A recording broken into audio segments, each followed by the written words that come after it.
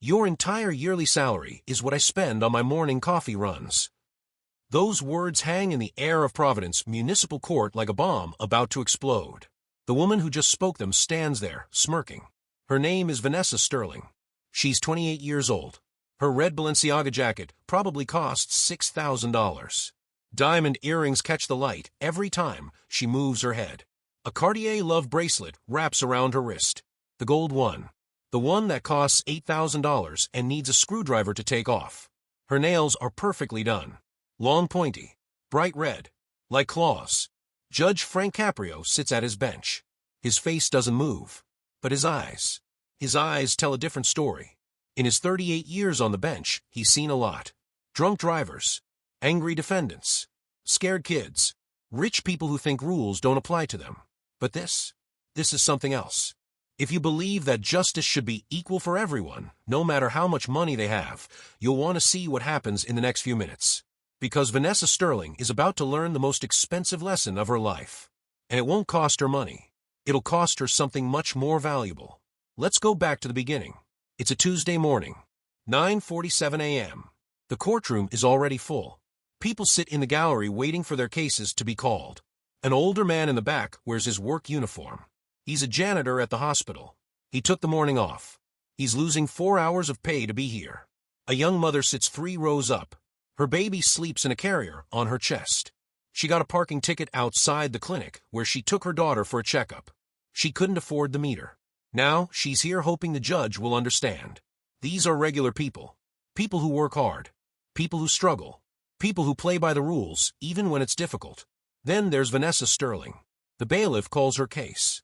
Case number 2025, TR 94732. The state versus Vanessa Sterling. The courtroom doors swing open. Click, click, click. Her heels echo on the floor. Red bottoms. Louboutins. She walks like she's on a runway. Her blonde hair is pulled back tight. Her sunglasses sit on top of her head.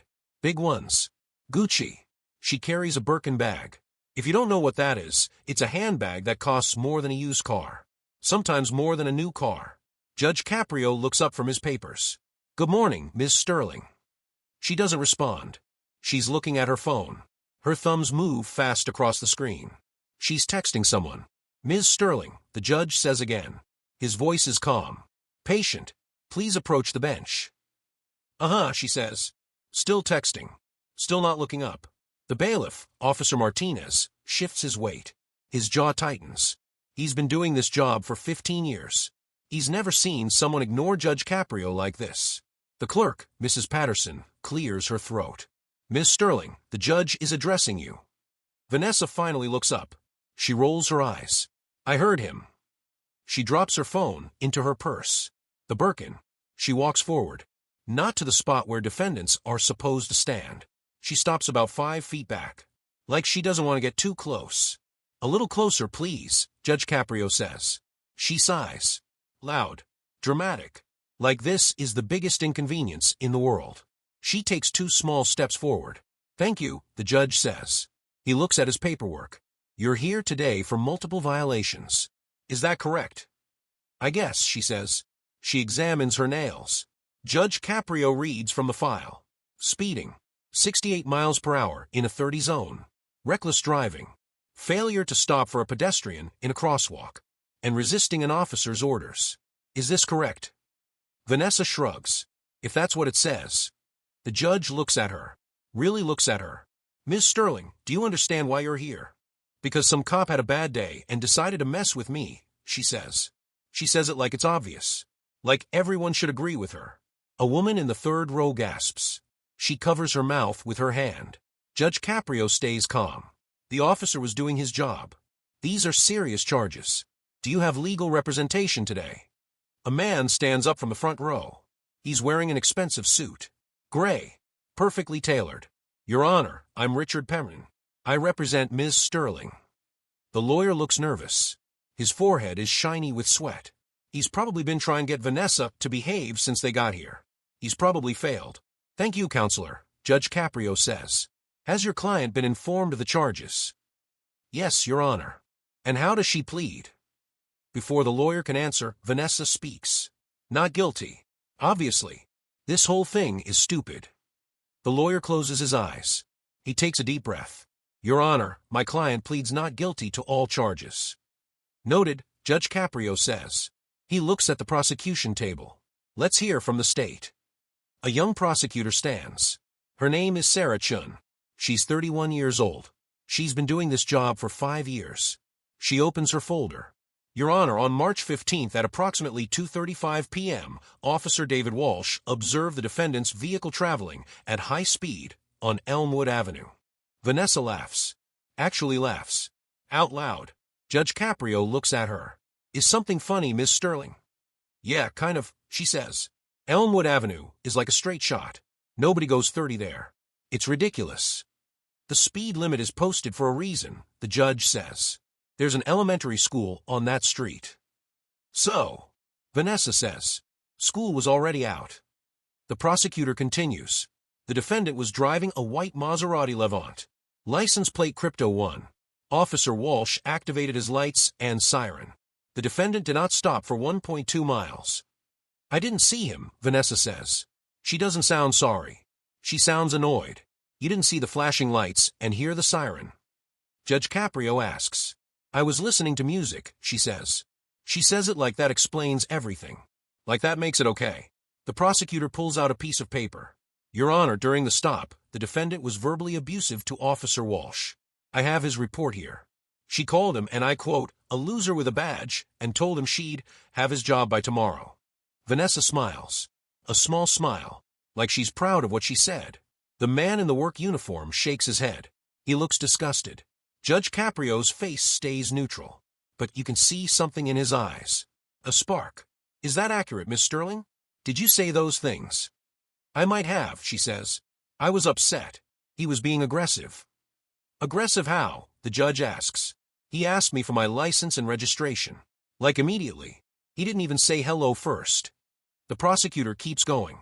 Your Honor, Officer Walsh's body camera captured the entire interaction. We have the footage available. Let's see it, Judge Caprio says. The clerk sets up a monitor. Everyone in the courtroom can see it. The video starts playing. The footage is clear. Officer Walsh's body camera shows everything. The white Maserati is pulled over on the side of the road. The officer approaches the driver's side. You can hear his voice. Good afternoon, ma'am. I'm Officer Walsh with Providence Police. The reason I stopped you today is because you were traveling 68 miles per hour in a posted 30 zone. I'm going to need to see your license and registration. Vanessa's voice comes through the speaker. Are you serious right now? Do you know who I am? Ma'am, I need your license and registration. This is insane. I wasn't going that fast. My radar clocked you at 68, ma'am. License and registration, please. There's a pause. Then you hear Vanessa again. You know what? You're a loser. A loser with a badge. You probably make what, like $40K a year? That's sad. That's really sad. Officer Walsh stays professional. Ma'am, I need your documents. Now. I'm calling my dad. He knows the mayor. You're going to be so fired. The video shows Vanessa on her phone. Officer Walsh waits. After a minute, she finally hands over her license and registration. The officer walks back to his car. The video ends. The courtroom is silent. Nobody moves. Nobody speaks. Judge Caprio looks at Vanessa. Ms. Sterling, is that you in the video? Yeah, she says. She doesn't sound embarrassed. She sounds defensive. But he's not showing the part where he was rude to me first. He asked for your license and registration, the judge says. That's standard procedure. He had an attitude, she insists. The prosecutor speaks again. Your Honor, there's more. After the stop, we received 7 phone calls to the department. All within 1 hour. All from different people claiming to know Ms. Sterling's family. All demanding that the citation be dismissed. We logged every call. She hands a paper to the clerk. The clerk gives it to the judge. He reads it. His eyebrows go up slightly. These calls came from a state representative's office, 2 law firms, and a real estate development company, he says. He looks at Vanessa. Did you arrange these calls? I don't know what you're talking about, she says. But she does. You can tell she does. Her face gets a little red. Your Honor, the prosecutor says. We also have Ms. Sterling's social media posts from that day. Let's see them, Judge Caprio says. The clerk pulls up a screenshot. It's from Instagram. Vanessa's account. The post is from March 15th at 3:12 p.m., about 30 minutes after she got pulled over. The post shows a picture of a police car in the background. The caption reads, "Just got harassed by Providence's finest." Some people are so threatened by success. When you make millions before 30, the haters come out. Don't worry, this will be handled. Dad's already making calls. There are hashtags. Lots of them. Hashtag rich life, hashtag can't touch this, hashtag above the law, hashtag crypto queen. The courtroom erupts. People whisper to each other. Someone says unbelievable out loud. Judge Caprio raises his hand. The room goes quiet. "Ms. Sterling, did you post this?" "It's a free country," she says. "I can post what I want." "Of course you can," the judge says. "But I'm curious. What did you mean by this will be handled?" She hesitates. For the first time, she looks uncertain. "Just that I was going to fight the ticket. That's all." "And the part about your father making calls. That's just, like, a figure of speech." "A figure of speech," Judge Caprio repeats. He doesn't sound like he believes her. The prosecutor continues. "Your Honor, we'd also like to note that Ms. Sterling has 3 previous speeding citations in the past year, all in different jurisdictions. All were dismissed after, according to records we obtained, similar phone calls were made to those departments." Vanessa's lawyer stands up. "Your Honor, those cases were dismissed. They're not relevant here." "Counselor, they establish a pattern," the prosecutor says. "A pattern of reckless behavior followed by interference with the legal process." Judge Caprio nods slowly. "I'll allow it. Continue." The prosecutor pulls out another document. "Your Honor, I'd like to call the officer to testify." Officer Walsh stands up from the back of the courtroom. He walks to the witness stand. He's sworn in. He sits down. "Officer Walsh," the prosecutor says, "please describe what happened on March 15th. Officer Walsh speaks clearly. "I was on patrol on Elmwood Avenue. It was about 2:30 in the afternoon. I saw a white Maserati approaching at high speed. I used my radar. It showed 68 miles per hour. The speed limit there is 30. There's a school zone sign. I activated my lights and siren. The vehicle didn't stop. I followed for over a mile before it finally pulled over." "What happened when you approached the vehicle?" the prosecutor asks. "I asked the driver for her license and registration. That's standard procedure. She immediately became hostile. She asked if I knew who she was. She made comments about my salary. She threatened my job. She was on her phone during the entire stop. She refused to get off the phone even when I asked her multiple times." "Did she seem remorseful?" "No, ma'am. She seemed angry that I had stopped her. She told me I was wasting her time. She said she had a meeting with investors and I was making her late." "Thank you, officer." The prosecutor sits down. Vanessa's lawyer stands. "Officer Walsh, isn't it true that you've issued over 200 speeding citations this year alone?" "That sounds about right," Officer Walsh says. "So you issue a lot of tickets. Some might say too many." "I enforce the law, sir. When I see violations, I address them." "And isn't it true that the department has quotas?" "No, sir. We don't have quotas. That's illegal." The lawyer looks frustrated. No further questions. Judge Caprio looks at Vanessa.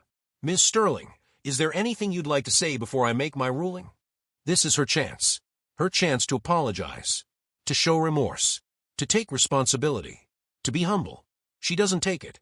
"Yeah," she says. She crosses her arms. "This whole thing is a waste of time. I'm a successful businesswoman. I run 3 crypto platforms. I have 400,000 followers on Instagram. I employ 15 people. I pay more in taxes in 1 month than most people make in a year.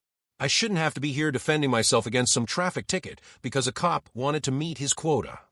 Judge Caprio's face doesn't change. "You employ 15 people."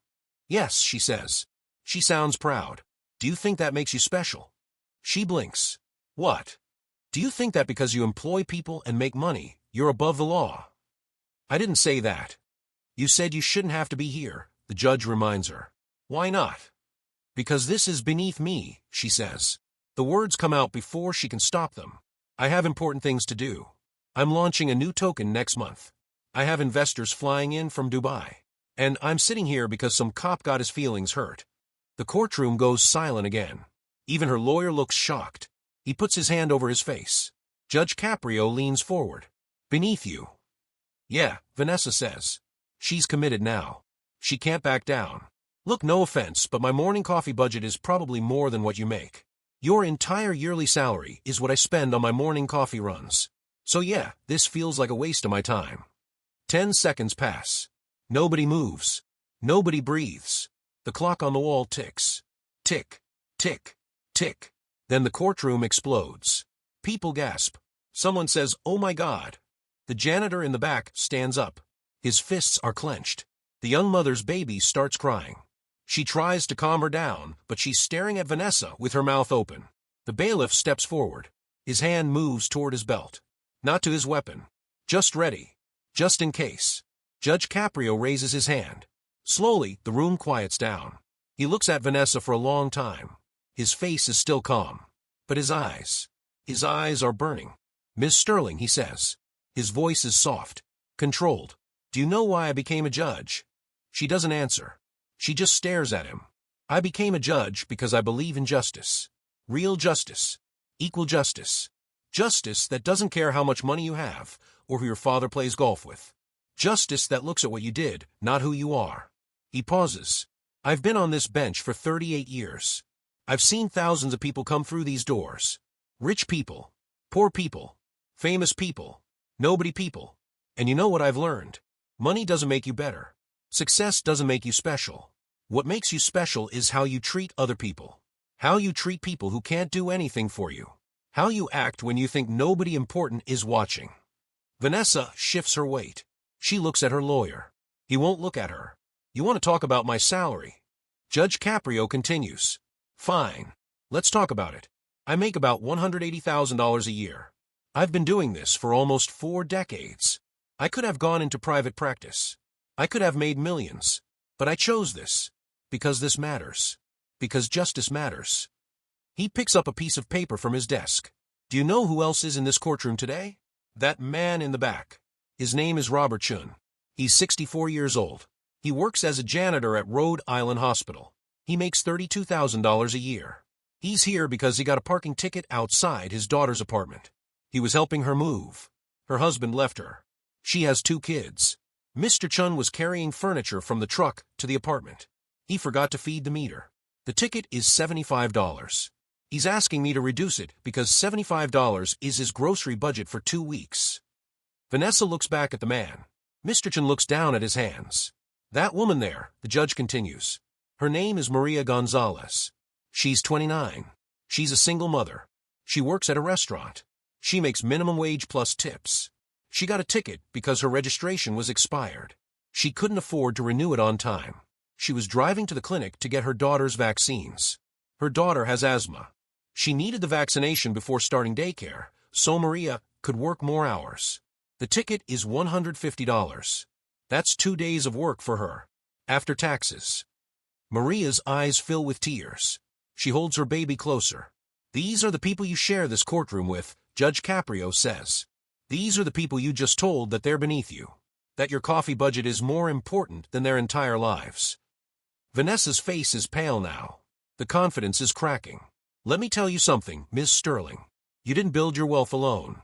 You built it on roads paid for by taxpayers.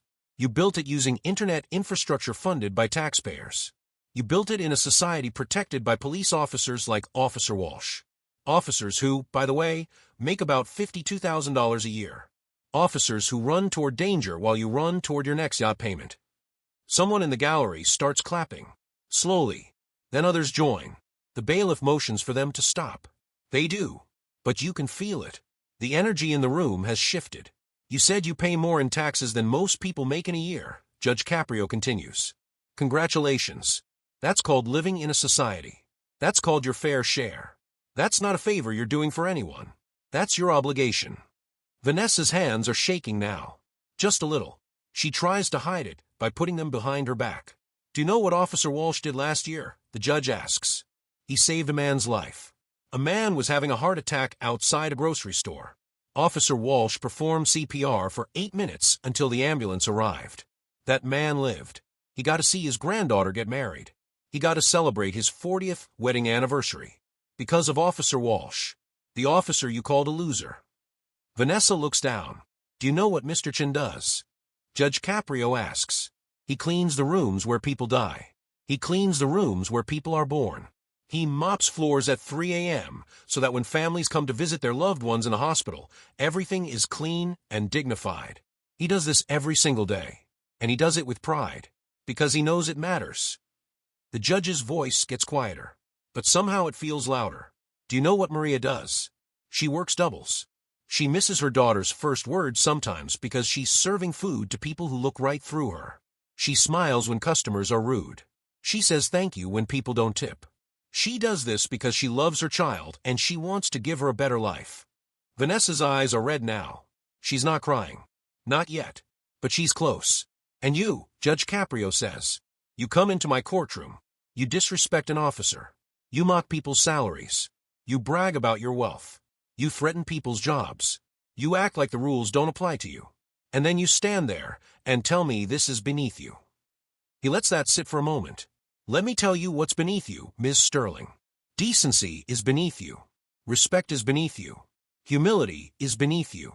Responsibility is beneath you. Everything that makes a person actually valuable is beneath you. Because you've confused money with worth. You've confused success with character. And that is a tragedy. Vanessa's lawyer tries to speak. Your Honor, my client. Judge Caprio holds up his hand. Counselor, I'm not finished. The lawyer sits down. Ms. Sterling, I want you to think about something. Right now, at this moment, where are you? You're not a businesswoman. You're not an influencer. You're not a crypto millionaire. You're a defendant. You're standing in my courtroom accused of breaking the law. And every single person in this room is equal. Mr. Chun is equal. Maria is equal. Officer Walsh is equal. You are equal. That's how justice works. He opens a folder on his desk. I've reviewed all the evidence. The body camera footage. The radar readings. The witness statements. Your social media posts. The phone records showing the calls made to the department. Your prior citations. Everything. Vanessa is barely breathing. And I've made my decision. The courtroom is so quiet you could hear a pin drop. I find you guilty on all charges. Speeding. Reckless driving. Failure to yield to a pedestrian. And for your behavior in this courtroom, and your attempts to interfere with the legal process, I'm also finding you in contempt of court. Vanessa's face goes white. Wait, what? Now, let's talk about your sentence. Her lawyer stands. Your Honor, perhaps we could discuss. Sit down, counselor. The lawyer sits. Judge Caprio looks at his papers. Then he looks at Vanessa. The fines for your traffic violations total $2,850. However, given the egregious nature of your conduct and your complete lack of remorse, I'm increasing that. Your total fines will be $15,000. Vanessa laughs. It's a nervous laugh. That's fine. I can pay that right now. I'm not finished, Judge Caprio says. His voice is sharp. She stops laughing. Your driver's license is suspended for 180 days. 6 months. You will not drive. You will not get behind the wheel of any vehicle. If you do, you will be arrested immediately. 6 months, she says. Her voice cracks. How am I supposed to get around? The same way millions of Americans do, the judge says. Public transportation. Ride shares. Your feet. Someone in the gallery laughs. The bailiff gives them a look. They stop. But the fines and the license suspension are just the beginning, Judge Caprio continues.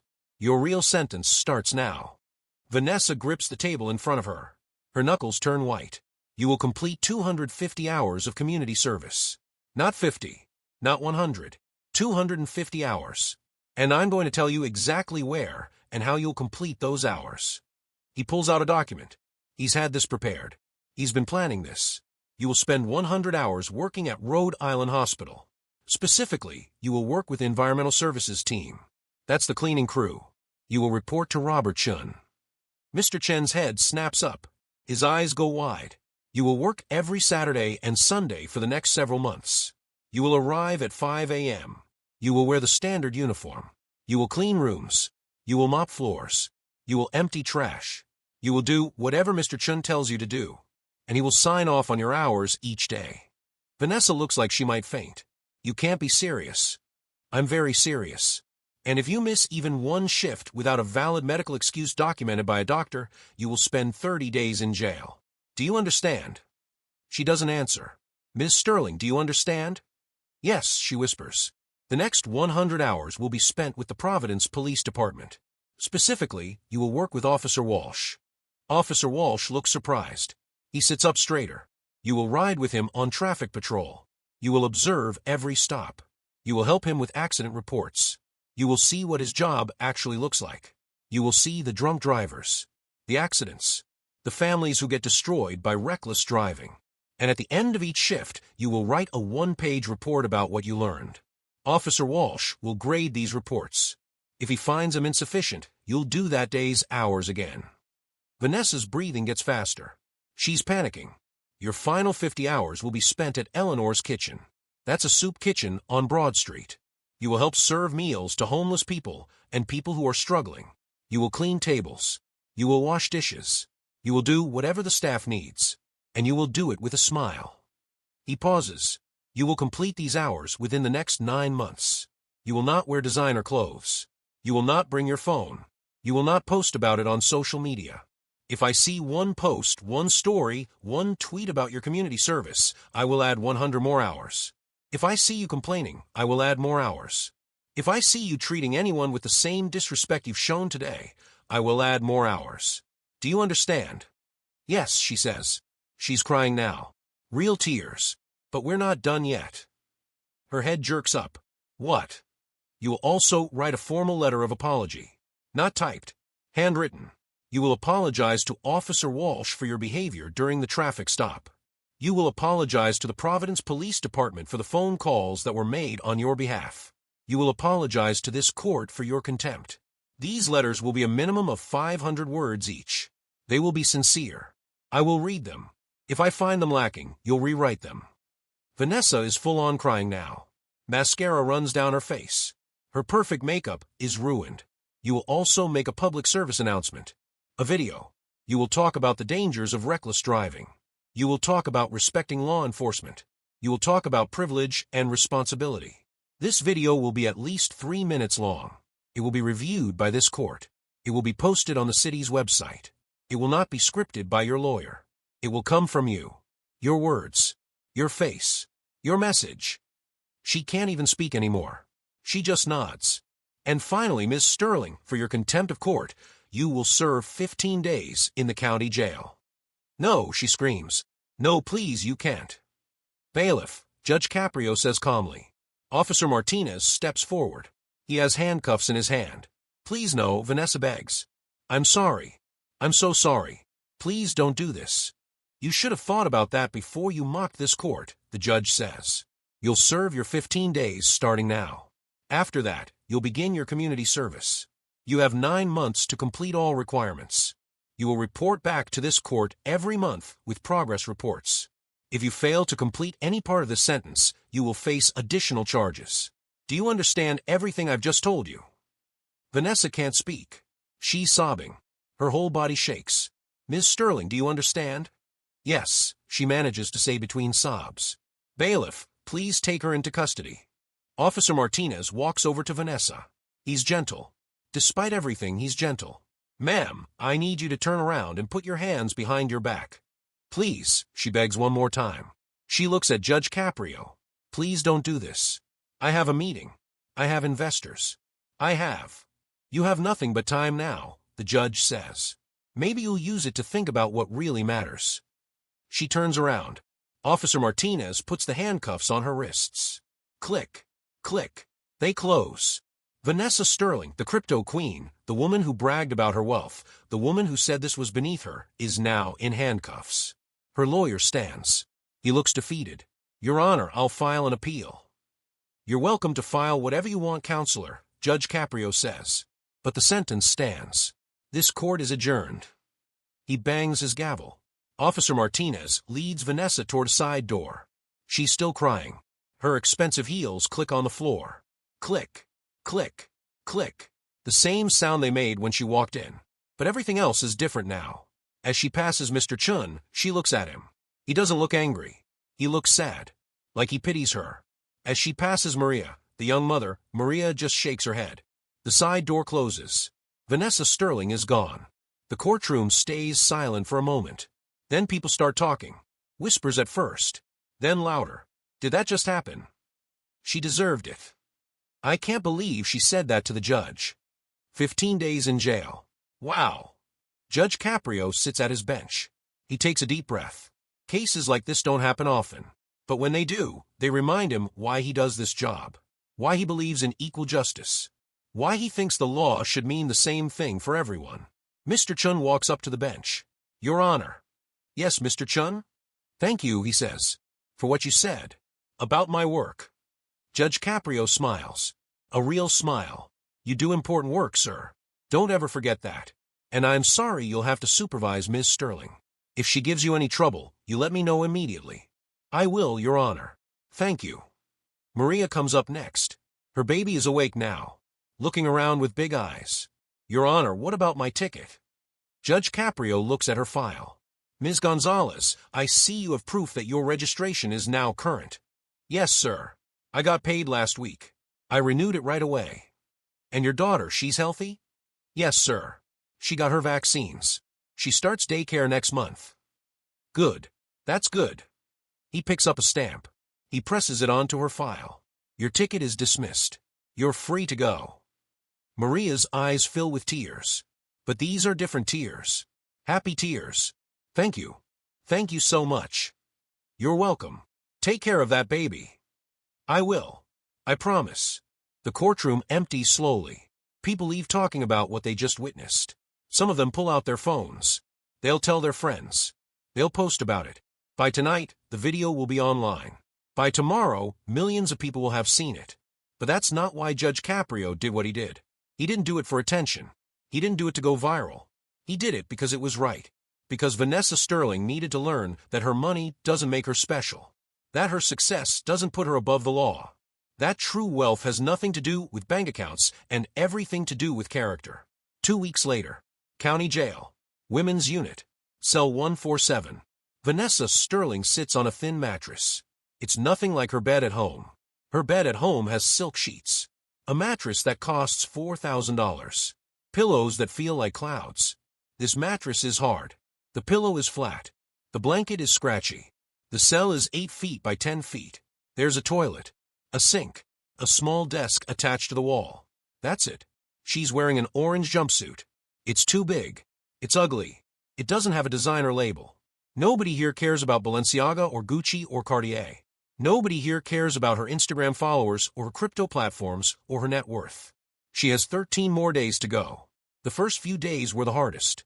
She cried a lot. She yelled at the guards. She demanded to see her lawyer. She threatened to sue everyone. The guards ignored her. They've seen it before. Rich people who think rules don't apply to them. Rich people who think money can buy their way out of anything. It can't buy your way out of jail. By day 5, she stopped yelling. By day 7, she stopped crying. Now she just sits and thinks. She thinks about what Judge Caprio said. About how she confused money with worth. About how she treated people. About Officer Walsh saving someone's life while she called him a loser. About Mr. Chin cleaning hospital rooms with pride while she looked down on him. About Maria working doubles to feed her child while Vanessa spent thousands on handbags. She thinks about her life. Her real life. Not the Instagram version. The real version. She has 400,000 followers. But how many real friends? 2, 3. People who actually care about her? Not many. Most people around her care about her money. About what she can do for them. About the parties she throws, and the trips she takes, and the connections she has. She has 3 crypto platforms. But she didn't build them herself. She hired people. Smart people. People who did the actual work while she took the credit. People whose names she doesn't even remember half the time. She has a father who plays golf with the mayor. A father who makes phone calls to fix her problems. But when's the last time she talked to him about something real? When's the last time she told him she loved him? When's the last time they had a real conversation? She's been so focused on building wealth that she forgot to build a life. A guard walks by. Sterling, you have mail. Vanessa stands up. Mail? She walks to the cell door. The guard passes an envelope through the slot. It's from her mother. Vanessa hasn't talked to her mother in 4 months. They had a fight. About money. About priorities. About how Vanessa never has time for family anymore. She opens the envelope. There's a card inside. On the front is a simple drawing of a bird. Inside, her mother's handwriting. Vanessa, your father and I saw the news. We're disappointed in your behavior, but we still love you. We hope this time helps you think about who you want to be. Not who you think you should be. Who you actually want to be. We'll be here when you get out. Love, Mom. Vanessa reads it 3 times. She holds it to her chest. She cries again. But these tears are different. These are tears of shame. And maybe, just maybe, the beginning of understanding. 9 weeks later. Rhode Island Hospital. 5:15 a.m. Vanessa walks through the staff entrance. She's wearing a blue uniform. It says Environmental Services on the back. Her hair is in a simple ponytail. No makeup, no jewelry, no design or anything.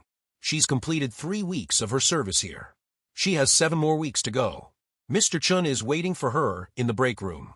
He's drinking coffee from a thermos. Good morning, Vanessa. Good morning, Mr. Chun, she says. She means it. She's learned to mean it. You're early today, he says. I didn't want to be late. He nods. Good. We have a full schedule. 2 surgical floors need deep cleaning. A patient in 407 is being discharged. We need to turn that room fast. And we have a training session at noon for the new sanitizing equipment. Okay, she says. She doesn't complain. She used to complain. The first week, she complained about everything. The early hours, the hard work, the smell, the uniforms, everything. Mr. Chun never got angry. He just listened. Then he said, complaining doesn't make the work go faster. It just makes the day longer. He was right. They get their supplies. Mops, buckets, disinfectant, trash bags. They take the service elevator to the 4th floor. The first room is a surgery recovery room. A woman had her appendix removed yesterday. She's going home today. The room needs to be perfect for the next patient. Vanessa starts in the bathroom. She scrubs the toilet.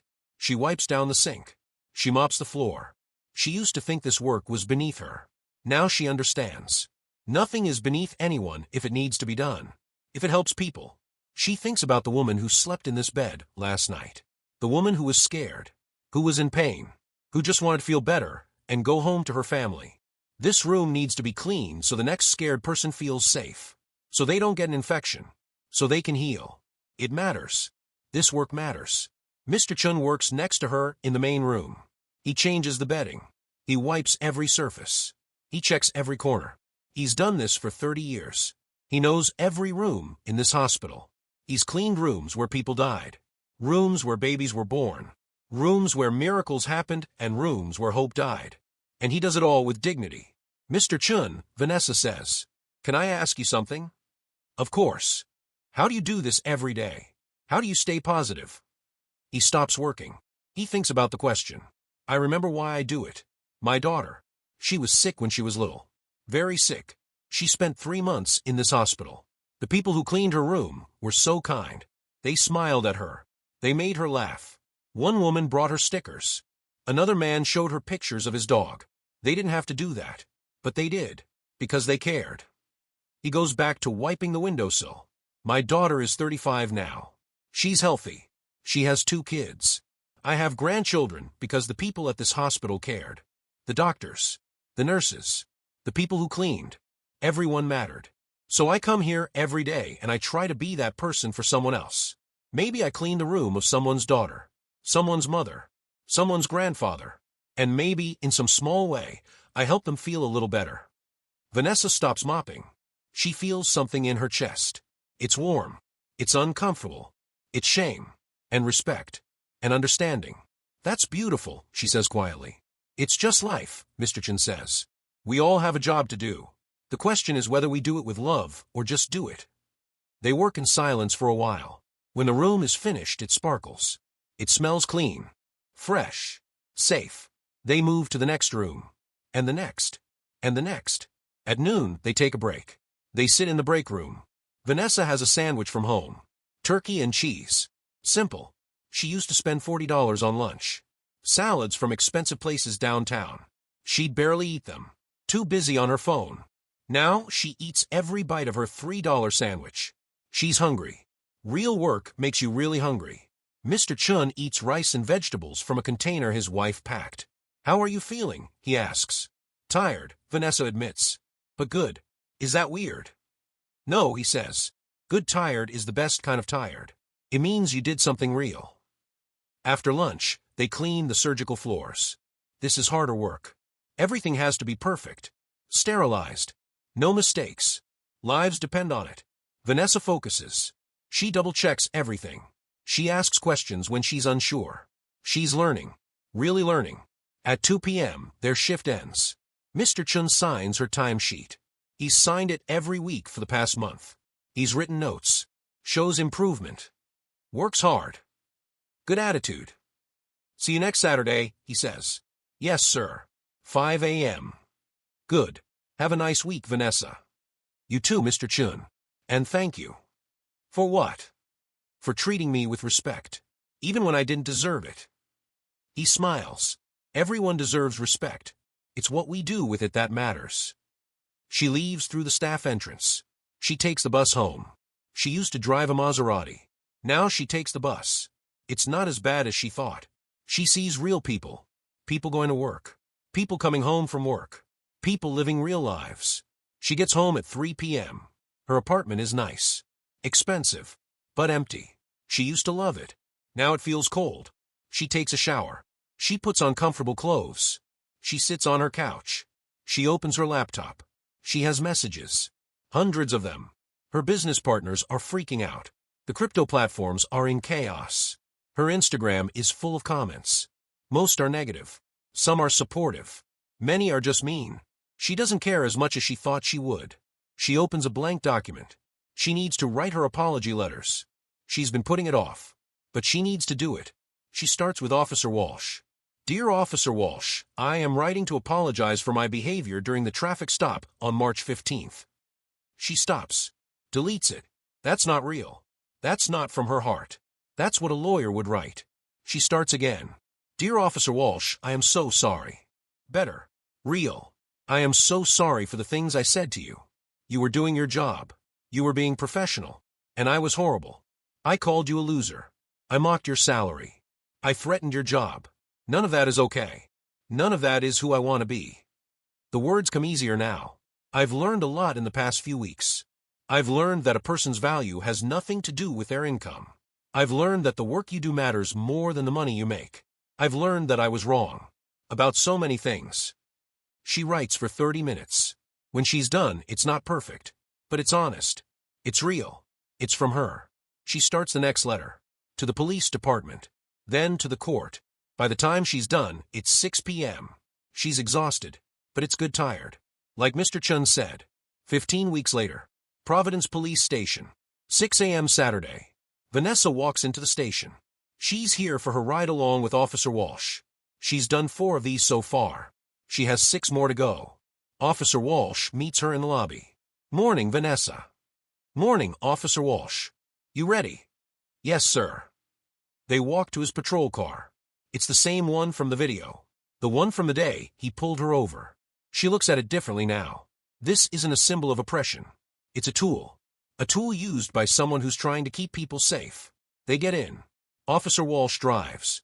They patrol the streets of Providence. Looking for violations. Looking for danger. Looking for people who need help. At 7:15 they get call. Accident on Westminster Street. They respond. When they arrive, there's a car in the middle of the intersection. The front is smashed. Another car is on the sidewalk. The driver is standing outside. He's on his phone. He's yelling. I was just texting for 1 second. 1 second. This is not my fault. Officer Walsh gets out. Vanessa follows. She's not supposed to talk. Just observe. Officer Walsh talks to both drivers. He checks for injuries. Thank God everyone is okay. But both cars are destroyed. The guy who was texting is still angry. Still making excuses. Officer Walsh stays calm. He takes statements. He fills out reports. He calls for a tow truck. The whole thing takes 2 hours. When they're back in the car, Officer Walsh looks at Vanessa. What did you notice? This is part of her assignment. To observe. To learn. He was texting, she says. He wasn't paying attention. And he almost killed someone. Right. 1 second. That's what everyone says. Just 1 second. But that 1 second can end a life. Vanessa thinks about that. She thinks about the day she was driving 68 in a 30. She thinks about the elementary school on Elmwood Avenue. She thinks about what could have happened. What she could have done. I could have killed someone, she says out loud. She's never said it before. Not out loud. But it's true. If a kid had run into the street, if someone had pulled out, if I had lost control, I could have killed someone. Officer Walsh nods. Yeah, you could have. I'm sorry, she says, for what I said to you. I'm really, really sorry. I know, he says. I got your letter. It was good. Honest. Did you believe it? I do now, he says. Watching you these past few weeks. You're different. You show up on time. You pay attention. You ask good questions. You care. That's what matters. They keep patrolling. They pull over 2 speeders. Both are apologetic. Both take their tickets respectfully. Vanessa watches. She sees herself in them. Or the old version of herself. At noon, they stop for lunch. Officer Walsh buys sandwiches from a deli. They sit in the car and eat. Can I ask you something? Vanessa says. Sure. Why did you become a cop? Officer Walsh takes a bite of his sandwich. He chews. He thinks. My dad was a cop. He loved it. He said it was about service. About helping people. I saw him come home tired every night. But happy. He was making a difference. I wanted that too. Do you still love it? Most days. Some days are hard. Some days people treat you like garbage. Some days you see things you can't unsee. But yeah, I still love it. Because I know it matters. There's that word again. Matters. Vanessa is learning that everything matters. Every job. Every person. Every action. They finish their shift at 3 p.m. Officer Walsh signs her report. Good work today. See you next week. Yes, sir. Same time. Good. Drive safe. He pauses. Or, well, take the bus safe. She laughs. A real laugh. I will. 22 weeks later. Eleanor's kitchen. Broad Street. 11 a.m. Vanessa stands behind the serving counter. She's wearing an apron. Her hair is in a bun. She holds a large spoon. In front of her are huge pots of soup. Today it's vegetable beef. A line of people stretches out the door.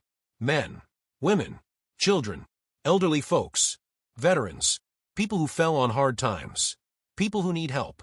She ladles soup into bowls. She smiles at each person. Hi, how are you today? An older man with a gray beard nods at her. Good, thanks. You? I'm good. Would you like some bread? Yes, please. She hands him 2 slices. Fresh bread donated by a local bakery. God bless you, he says. You too, she says. The next person is a woman with 2 young kids. They look hungry. Really hungry. Hi there, Vanessa says to the kids. Are you hungry? They nod. Too shy to speak. We have soup. And bread. And cookies for dessert. Does that sound good? The little girl smiles. Just a little. Vanessa fills 3 bowls. Extra full for the kids. She gives them extra cookies too. When their mom isn't looking, she slips them more. The mom sees. Thank you, she whispers. Her eyes are full of tears. Of course, Vanessa says. Take care of your babies. This is her last week of community service. She's almost done. 250 hours. It felt impossible at first. Now she wishes she had more time. She's learned so much here. About struggle. About hunger. About how close anyone can be to losing everything. 1 missed paycheck. 1 medical bill. 1 bad break. That's all it takes. She met a man last week. His name was Paul. He was a banker. Made $200,000 a year. Had a house. A family. Everything. Then he got sick. Cancer. Couldn't work. Lost his insurance. Lost his house. Lost his family. Now he eats at Eleanor's kitchen. It can happen to anyone. Vanessa used to think poor people were poor because they didn't work hard enough. She was wrong. She was so wrong. Most people here work harder than she ever has. They just don't have the safety net she has. They don't have parents who can make phone calls. They don't have trust funds or connections or second chances. At 2 p.m., the lunch rush ends. Vanessa helps clean up. She wipes tables. She mops floors. She washes dishes. All the things she used to pay people to do. The director of Eleanor's kitchen, a woman named Sharon, comes over. Vanessa, can I talk to you? Of course. They sit at one of the tables. Sharon is 58 years old. She's been running this place for 20 years. She's a saint. An actual saint. This is your last week, Sharon says. Yes, ma'am. I'm going to miss you. Vanessa feels her throat tighten. I'm going to miss this place too. You've been wonderful. The people love you. You're kind. You're patient. You're real with them. Thank you. That means a lot. Sharon pulls out an envelope. I wrote you a recommendation letter. For Judge Caprio. Telling him how you did here. Thank you. Vanessa takes the envelope. But I want to ask you something. Would you consider volunteering here? After your service is done? Maybe once a month? We could use someone like you. Vanessa doesn't even have to think about it. Yes. I'd love that. Sharon smiles. Good. We serve lunch every day. Pick any day that works for you. Come when you can. Stay as long as you want. I will. I promise. They hug. It's a real hug. The kind that means something. 8 months and 3 weeks after the courtroom. Providence Municipal Court. 10 a.m. Vanessa stands in the same spot she stood 8 months ago. But everything is different now. She's wearing simple clothes. Jeans. A plain sweater. No jewelry. No design or anything. She doesn't need it anymore. Those things don't define her. Judge Caprio looks at her from the bench. Ms. Sterling, welcome back. Thank you, Your Honor. I've received reports from Mr. Chun, Officer Walsh, and Sharon from Eleanor's kitchen. I've reviewed your apology letters. I've watched your public service announcement. And I've read your monthly progress reports. Vanessa holds her breath. I'm impressed, he says. Genuinely impressed. The people you worked with all say the same thing. You showed up. You worked hard. You were humble. You were changed.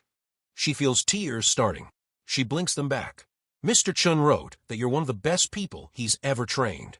Officer Walsh said you have a future in law enforcement if you ever want it. And Sharon said you're welcome at Eleanor's kitchen anytime. These are high compliments from people who don't give them lightly. They changed my life, Vanessa says. Her voice cracks. All of them. They showed me what really matters. Judge Caprio nods. What have you learned, Ms. Sterling? She takes a deep breath. I learned that I was empty.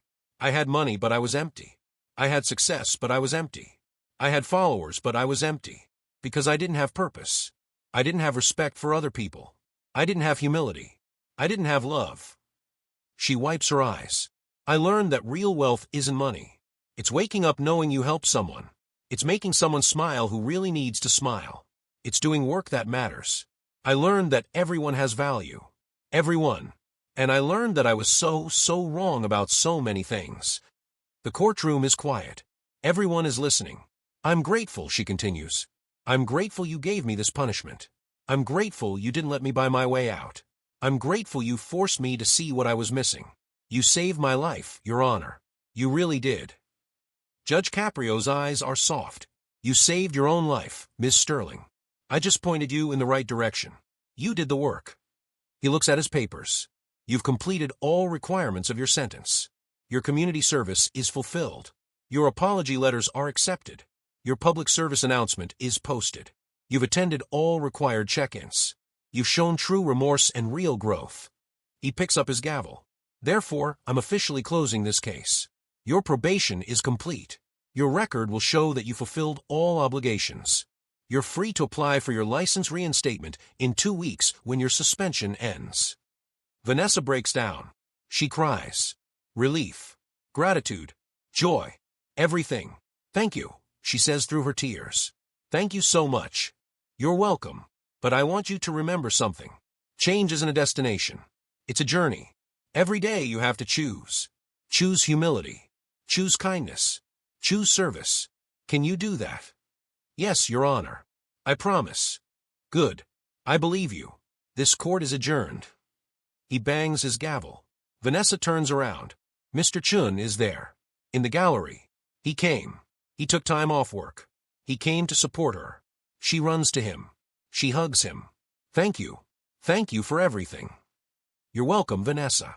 I'm proud of you. Officer Walsh is there too. In uniform. He drove here on his break. Congratulations, he says. Thank you. For giving me a chance. For teaching me. You earned it. Keep it up. She will. She promises herself. She promises them. She promises Judge Caprio. She promises everyone who believed in her when she didn't deserve it. 6 months later. Vanessa's apartment. 8 p.m. Vanessa sits at her desk. Her laptop is open. But she's not checking crypto prices. She's not scrolling Instagram. She's working on something else. A foundation. A real foundation. With her own money. It's called Second Chance Foundation. It helps people who are struggling. It pays for groceries, utility bills, medical expenses, small things that make a huge difference. She's also teaching financial literacy classes. Free classes. At the library, she teaches people about budgeting, about saving, about avoiding scams. She uses her knowledge for good now. Her Instagram is different too. She still posts, but not about her wealth. About her work. About the people she helps. About lessons she's learned. Her follower count dropped.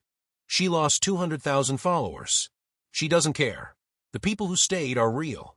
They matter. Her crypto platforms are still running, but she's more involved now. She knows her employees' names. She asks about their families.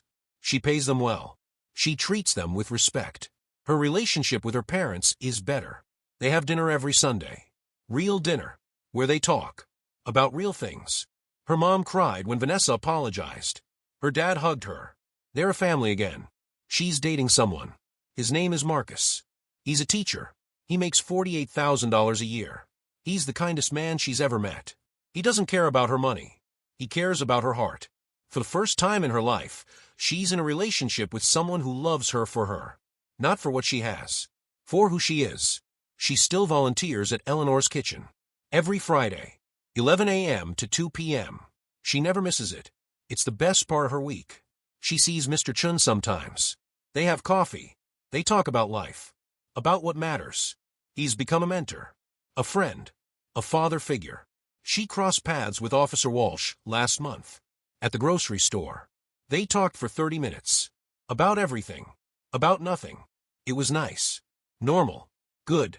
And sometimes when she's having a hard day, when she feels herself slipping back into old patterns, she thinks about Judge Caprio. About what he said. About how she confused money with worth. About how true value comes from character. From service. From love. She thinks about that courtroom. About how she stood there in handcuffs. About how broken she felt. About how it was the best thing that ever happened to her. Because it woke her up. It showed her that life isn't about what you have. It's about what you give. It's not about how much you make. It's about how much you matter. It's not about being rich. It's about being real. She still has money. A lot of money. But now she knows what to do with it. Now she knows what it's for. It's not for designer bags or expensive cars or showing off. It's for helping. For healing. For hope. Vanessa Sterling is 29 years old now. 1 year older than when she walked into Judge Caprio's courtroom. But she's a lifetime wiser. She's a different person. Not perfect. She still makes mistakes. But she's trying. Really trying. And that's all anyone can do. Try to be better today than yesterday. Try to help more than you hurt. Try to lift people up instead of looking down on them. Try to remember that everyone matters. Everyone has value. Everyone deserves respect. Money can buy a lot of things. It can buy houses and cars and clothes and vacations. It can buy comfort and convenience and luxury. But it can't buy back time. It can't undo harm. It can't purchase respect. It can't create real relationships. It can't build character. It can't give you purpose. And in Judge Frank Caprio's courtroom, it definitely can't buy justice. Because justice isn't for sale. Justice is equal. Justice is fair. Justice is blind to bank accounts and blind to connections and blind to privilege. Justice sees only one thing. The truth. What you did. Who you hurt. How you acted. Whether you took responsibility. Whether you learned. Whether you changed. Vanessa Sterling learned that lesson. She learned it the hard way. But she learned it. And now she's spending the rest of her life proving that people can change. That privilege can be used for good. That mistakes can become lessons. That falling down is only permanent if you refuse to get back up. She closes her laptop. She looks out her window. The city lights glow in the darkness. Somewhere out there, someone is struggling. Someone is hungry. Someone is scared. Someone needs help. Tomorrow, she'll do what she can. She'll serve soup at Eleanor's Kitchen. She'll help someone with their budget at the library. She'll write another check to someone who needs it. She'll be kind to everyone she meets. Because that's what matters. That's what really matters. And thanks to Judge Frank Caprio, she finally understands.